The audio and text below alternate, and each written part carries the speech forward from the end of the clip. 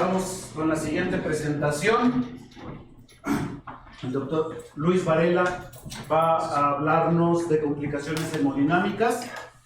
El doctor Varela es médico intensivista del Hospital ABC, ahí se formó y ahí está trabajando. También trabaja en el Hospital Ángeles Acoxpa y también es parte de nuestro grupo ECMO. Vamos a hablar de complicaciones hematológicas. Muchas gracias, Luis. Faltan dos pláticas y después el taller de burbujas. Ya casi acabamos, con mi paciencia. Ok, vamos a intentar verlo lo más rápido posible por el tiempo. Vamos a empezar con complicaciones infecciosas. ¿Sabes si tenemos señalador? Sí. Vale.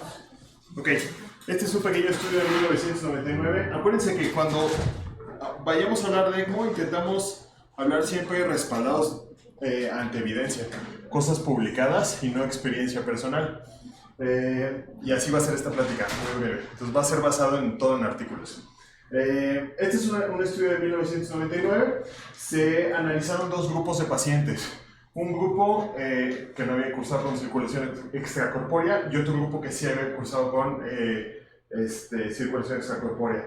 Y se definieron las tasas de incidencia de complicaciones infecciosas, definidas como infecciones a nivel de torrente sanguíneo, infecciones de tracto respiratorio bajo e infecciones urinarias. Y todos eran pacientes críticos que estaban internados, simplemente unos habían recibido circulación extracorpórea o no. Las tasas de infección en pacientes bajo circulación extracorpórea eran sustancialmente más altas. ¿Okay?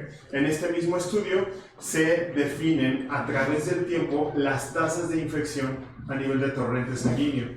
Y lo que podemos ver es que a más días ECMO, mayor cantidad de complicaciones infecciosas, ¿no? Específicamente como bacteremia, ¿no? Por ejemplo, o aislamientos bacterianos en sangre. Y fue uno de los tantos estudios que nos llama y nos dice, mientras más días tengas a tu paciente en ECMO, más riesgo tenemos de infección, ¿no?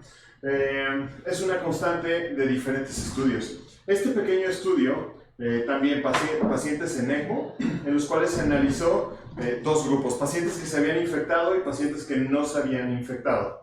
Y dentro de los pacientes que se habían infectado, que en este estudio en específico es una tasa relativamente baja, pero las tasas de infección reportadas en la literatura varían muchísimo. Varían de 10 a 12% hasta 64%. Tenemos un estudio italiano, creo que alrededor de 2008, que te habla de complicaciones infecciosas altísimas, ¿no? Es como, más que ayudarle al pulmón, parece que le voy a regalar infecciones. Pero eso depende mucho de cómo escojas a tu paciente y del manejo que le estés dando, ¿ok?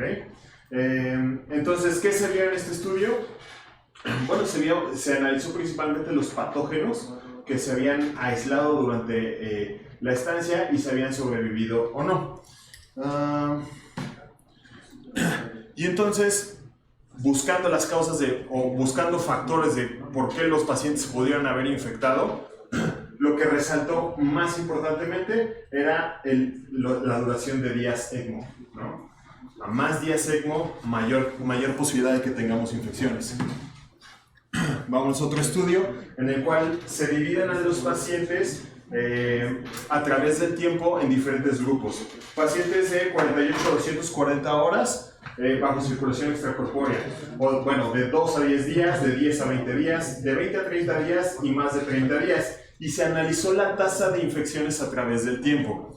Y algo muy consistente con respecto a los otros estudios, a mayor cantidad de días, mayor cantidad de complicaciones infecciosas. Obviamente la N en cada uno de los grupos analizados va cambiando sustancialmente. Acá tenemos una N de 267 días en los primeros 2 a 10 días. Es lo más común, ¿no? Bueno, los ECMOs, por ejemplo, arteriales son relativamente cortos. Para el siguiente grupo, de los 267 ya tenemos solo 49. Algunos con retiro exitoso, algunos fallecidos obviamente, pero ya casi un 25% de los pacientes han cursado con complicaciones infecciosas. Al siguiente grupo, 20-30 días, lo mismo. Una N más pequeña, porque ya no tenemos tantos pacientes para este día, pero 25% también, ¿no? Entonces, lo mismo, a más días, mayor cantidad de complicaciones infecciosas. Otro estudio en el cual se buscaban variables de asociación con episodios infecciosos y nos dice algo muy similar, ¿no? ¿Cuáles son las variables más importantes o más significativas con respecto al desarrollo de infecciones en pacientes con ECMO? Con una P de 0.004, la duración de tu paciente bajo ECMO. Otra, pues la cantidad de complicaciones mecánicas, por ejemplo, las complicaciones a la hora de la canulación, ¿no? El hecho de que se trombose una membrana, el hecho de que tú tengas que manipular el circuito, ¿no? O que tengas que manipular las conexiones del paciente, significan más complicaciones.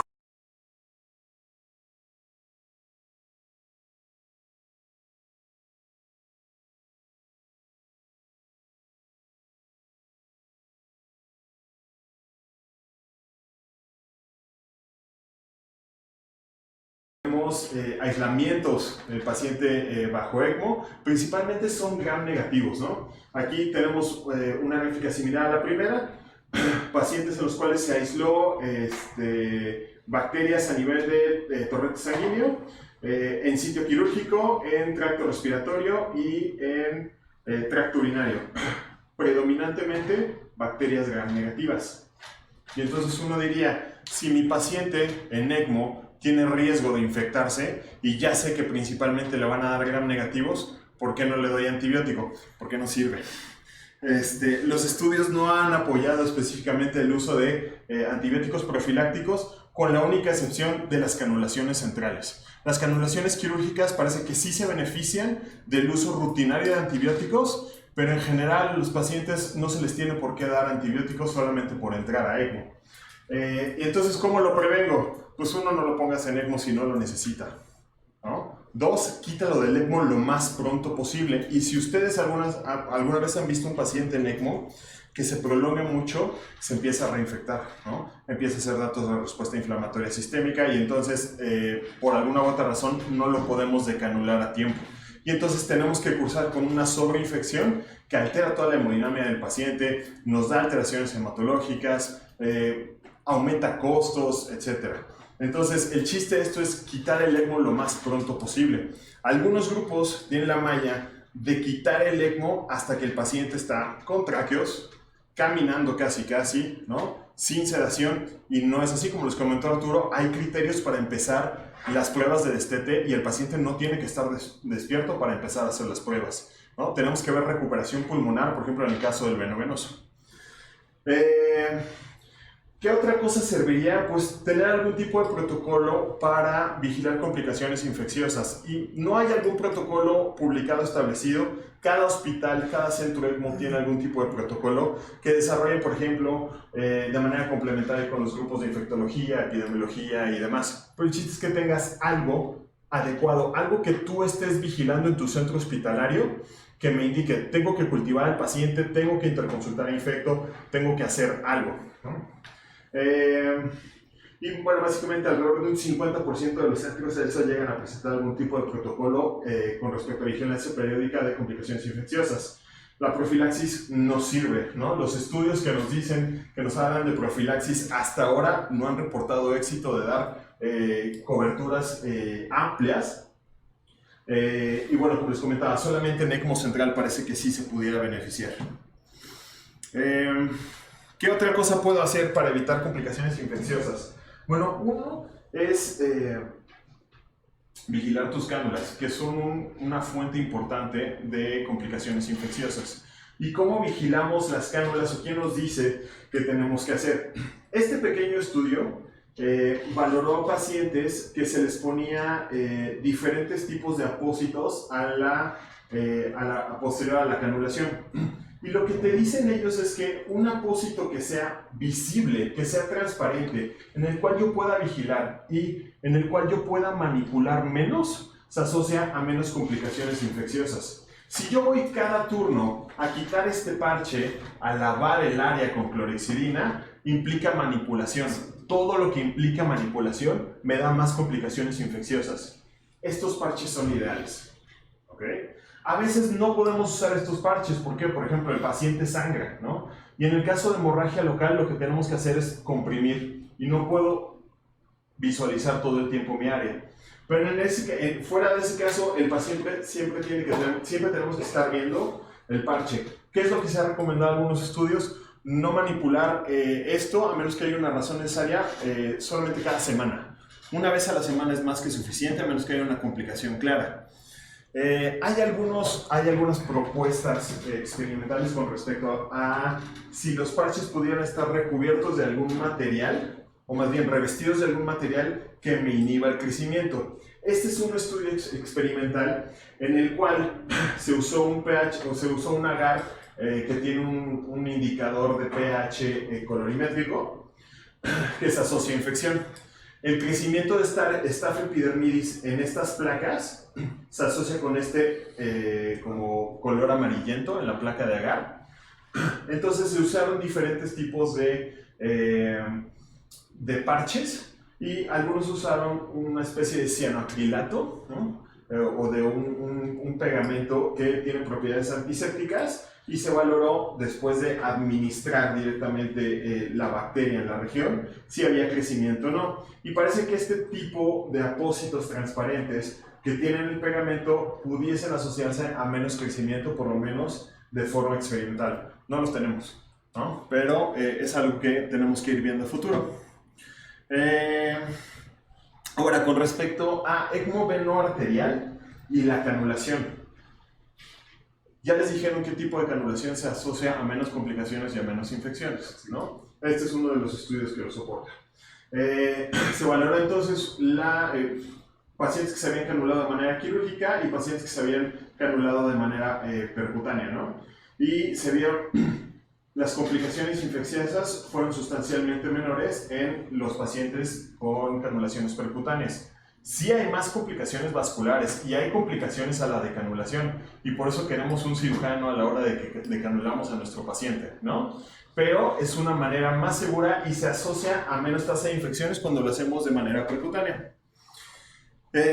Con respecto a la toma de cultivos, este es un estudio muy pequeñito, el cual nos dice que no debemos de hisopar, o preferentemente no debemos de hisopar el sitio de entrada de la cánula, sino más bien hacer un pequeño aspirado con una jeringa. Entonces lo que proponen ellos es simplemente agarrar un yelco, ¿no? Un calibre chiquito, y ante sospecha de infección al nivel del sitio de canulación, yo voy y aspiro, obviamente sin la aguja, e intento cultivar lo que saque.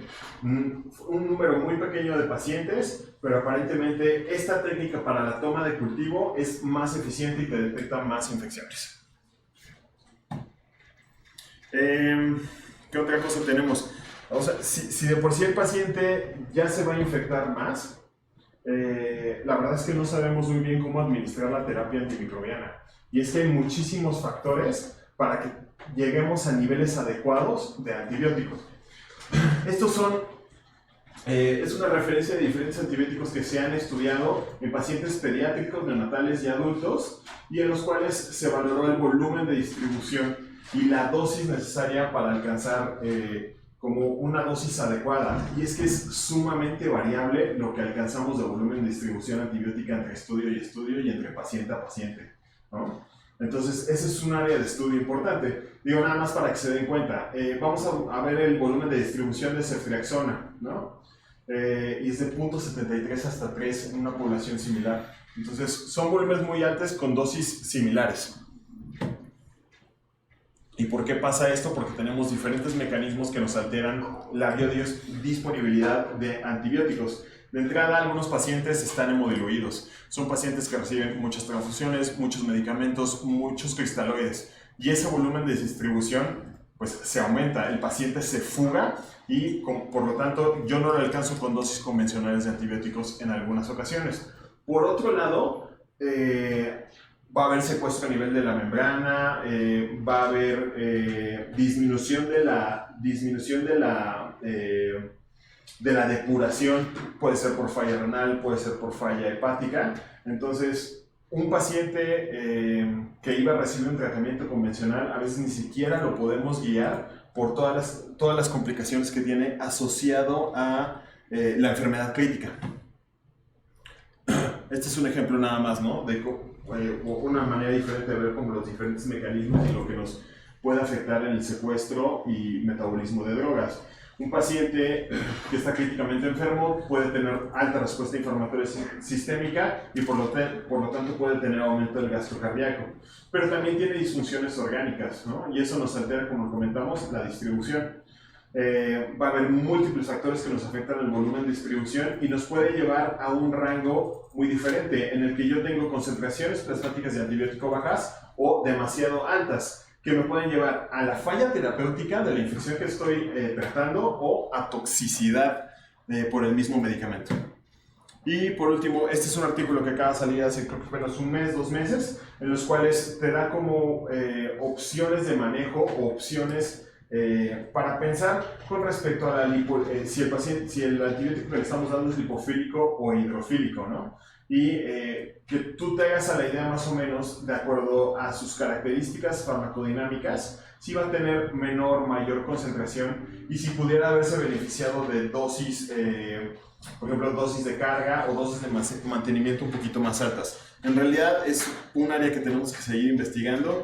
En otros cursos te dicen lo mismo, tienes que dar un manejo continuo con infectología y también darte la idea de que si tú ya tienes un aislamiento y el paciente no está mejorando y le estás dando antibiótico, entonces busca dosis más altas, pero también busca manifestaciones que pudieran estar asociadas a toxicidad, ¿no?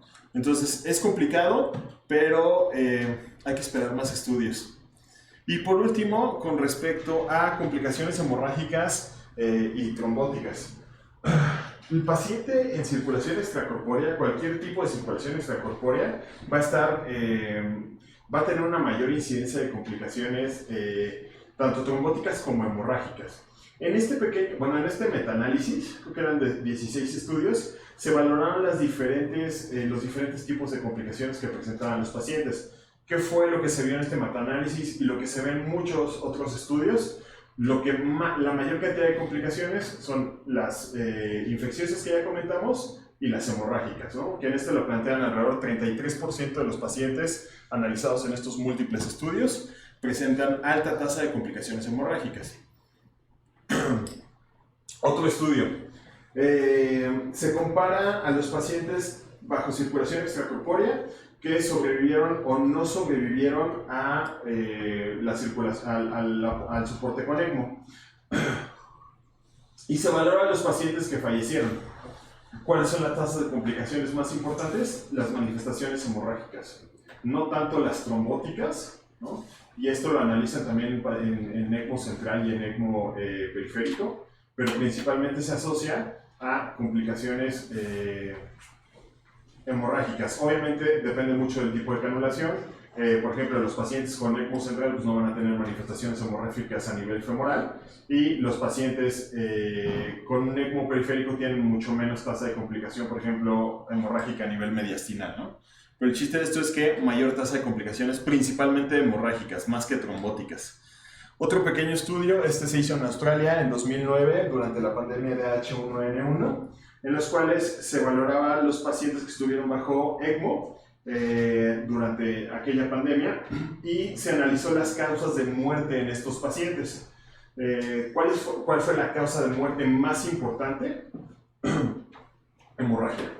Aquí lo divide como dos grupos, como infección confirmada y infección sospechosa, pero independientemente del tipo de si se confirmó o no la infección por H1N1, la tasa de complicaciones hemorrágicas fue más alta, lo definió como hemorragia en general o hemorragia intracraneana, que fue la causa más importante. ¿Y por qué tantas complicaciones hemorrágicas? Pues ya lo sabemos, tenemos que tener anticoagulación en el sistema, porque el mismo sistema de circulación extracorpórea te da alteraciones hematológicas que pueden derivar en coagulopatía. ¿Qué pasa cuando la sangre entra en contacto con el revestimiento del material de las cánulas o del circuito? Va a empezar a depositar proteínas poco a poco y ahí se va a unir fibrinógeno. En ese fibrinógeno eventualmente se van a ir adhiriendo plaquetas, se va a generar trombina y va a perpetuar la formación de trombos, donde se va a secuestrar fibrina, se van a secuestrar eritrocitos, no solamente plaquetas. Hay algunos materiales que no están tan asociados a este consumo plaquetario, pero prácticamente todos presentan adhesión de fibrinógeno, que es lo que va a empezar a desencadenar la respuesta.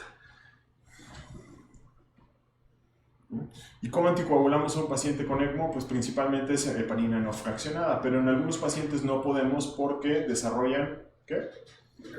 HIT, ¿no? Entonces trombocitopenia inducida por heparina. Y van a haber algunos estudios entonces que usan otros tipos de métodos de anticoagulación. Puede ser heparina de bajo peso molecular, dabigatran, por ejemplo, entre otros medicamentos. Pero esto es principalmente en pacientes que cursaron con HIT. Lo ideal es que siempre sea una heparina no fraccionada. ¿Y qué hacemos entonces con respecto a la dosis? La verdad es que con el tiempo ha cambiado la recomendación de la meta de mi TPT, ¿no? Que es uno de los marcadores que usamos más comúnmente para guiar nuestra anticoagulación bajo ECMO. Sabemos ya entonces, por ejemplo, con este tipo de estudios, que en realidad no necesitamos TPTs tan prolongados, ¿no? Y que les podemos dar un beneficio de dar un TPT relativamente más corto. En este caso se divide en dos grupos, un TPT de 50-70 y un TPT por debajito de los 45. Y sí se vio una diferencia sustancial, por ejemplo, en cantidad de eventos hemorrágicos y en la cantidad de concentrados eritrocitarios administrados. Y sabemos que pacientes que también transfundimos menos o que tenemos estrategias de transfusión más conservadoras tienen menor mortalidad, ¿no?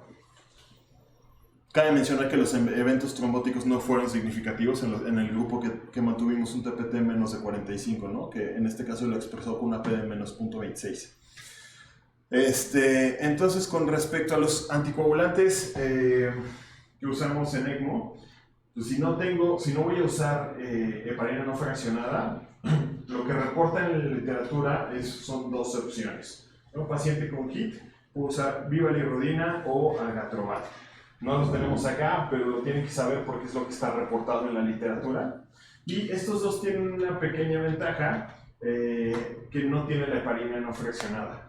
Y pudiese ser también una opción en pacientes que no tienen HIT, pero que no me están respondiendo a heparina no fraccionada. Y es que no requieren de niveles adecuados de AT3 para funcionar. Si recuerdan, la antitrombina 3, después de la infusión de heparina, es una molécula que me ayuda a potenciar el efecto de la misma heparina. Puede que un día se topen con un paciente que a pesar de dosis altas de heparina, no lo estemos alcanzando en TPT. Y ahí lo que tenemos que usar es la valoración de los niveles de AT3. Si mis niveles de AT3 no son adecuados o están muy disminuidos, por más heparina que yo le eche al paciente, no va a responder y no va a anticoagular. Entonces, siempre tomen en cuenta pacientes que no responden a heparina, valorar AT3. Algunos tienen la capacidad, algunos otros ECMOs tienen la capacidad de dar infusión de AT3, hasta donde yo sé, en México no la tenemos. Entonces lo que proponen es usar alguno de los otros dos anticoagulantes que tampoco tenemos en este país. ¿Y cómo voy a estar vigilando entonces mi anticoagulación? Las guías te recomiendan cosas muy diferentes. En el caso del TCA, pues principalmente se usa en quirófano o, como dijo Víctor, en traslados, porque es muy sencillo y es muy rápido, ¿no? Pero parece que el TCA no es muy adecuado en un ambiente intrahospitalario o en terapia. Entonces tenemos otras dos opciones, TPTA, que es rápido y sencillo y lo tenemos prácticamente en todos los hospitales, aunque la recomendación más fuerte es anti-10A, ¿no? Y parece que guiar tu anticoagulación por anti-10A es mucho más efectivo que TPT, pero muchos centros no lo tienen y es tardado y es costoso. Entonces solamente tómenlo en cuenta en sus centros hospitalarios. Con respecto al uso de, por ejemplo, Rotem y demás, pues nos ayuda más en eventos hemorrágicos, ¿no? Bueno, aquí es dentro de la guía de ELSO, te da una serie de recomendaciones. Si vas a usar alguno de estos tipos de estos estudios para vigilar anticoagulación, cada cuánto te sugiere que debes tomarlo, ¿no? Y, por ejemplo, si vas a usar anti-10A para guiar tu anticoagulación, acá te da un breve esquema de cómo tienes que administrar tu heparina para obtener los niveles. Y esto lo debemos de tener todos los centros hospitalarios para guiar cualquier tipo de anticoagulación y circulación extracorpórea, no solamente para anti-10A, ¿no? Por ejemplo, para TPT también debemos de usar una tabla similar que tenemos que desarrollar de manera local. Entonces, mi paciente empieza a sangrar, ¿qué tengo que hacer? Pues primero tengo que definir si el sangrado es local o el sangrado es generalizado. Si el sangrado es local, ¿qué hacemos? Bueno, pues paramos la anticoagulación, intentamos contener con medidas mecánicas el sangrado, buscamos corregir cualquier alteración de la circulación, trastornos hematológicos y tratar la causa. Y eso varía mucho, puede ser desde algo quirúrgico hasta por embolización. Y si la hemorragia es generalizada, bueno, entonces igual paramos la anticoagulación, identificamos los desórdenes hemostásicos, los tratamos. Si hay algo que lo desencadenó, yo lo tengo que estudiar. Si mi paciente está en CID, tengo que tener la sospecha y confirmar el diagnóstico, lo trato. ¿Qué le está desencadenando la CID? Y entonces tengo que regresar a mi anticoagulación lo más pronto posible si el paciente está en condiciones, ¿no? Es relativamente sencillo. Y si sangró mi paciente, entonces, ¿cómo lo voy a ir reponiendo? Igual, las guías del ascenso nos da algunas recomendaciones, ¿no? En quién sí tengo que transfundir, en quién no tengo que transfundir, y qué le tengo que transfundir. Y esto igual está en las guías de anticoagulación de la ELSO. Relativamente sencillo y lo pueden implementar en sus hospitales. ¿Y qué pasa si yo no tengo un protocolo de transfusión en mi hospital? Pues le va mal al paciente. Este es un pequeño estudio experimental en los cuales pacientes bajo circulación extracorpórea se les dio un algoritmo y se comparó con las decisiones del personal hospitalario o las decisiones del personal que estaban tratando a los pacientes bajo circulación extracorpórea cuando presentaban algún trastorno hematológico que requería transfusión. Y lo que están viendo en rojo son las decisiones que no correspondieron a un algoritmo adecuado y en azul las decisiones que sí correspondían al algoritmo. Y la verdad es que si nos mandamos solos, no hacemos bien las cosas, ¿no? Entonces, igual, procuren tener un algoritmo. ¿Y es posible un ECMO sin anticoagulación? Por supuesto que es posible. Como ya lo había comentado Chris, ¿no? Por ejemplo, pacientes con hemorragia intracerebral, es completamente posible llevar un ECMO sin anticoagulación. Este es un ejemplo, nada más un estudio, pero ese paciente es ECMO BA, en los cuales se mantuvo flujos relativamente altos y dio la posibilidad de dar el soporte sin ningún tipo de anticoagulación. Básicamente se ve la cantidad de hemoderivados que requirieron y obviamente los pacientes no anticoagulados requirieron mucho menos, ¿no? Y eso es todo lo que les puedo decir de anticoagulación. Gracias.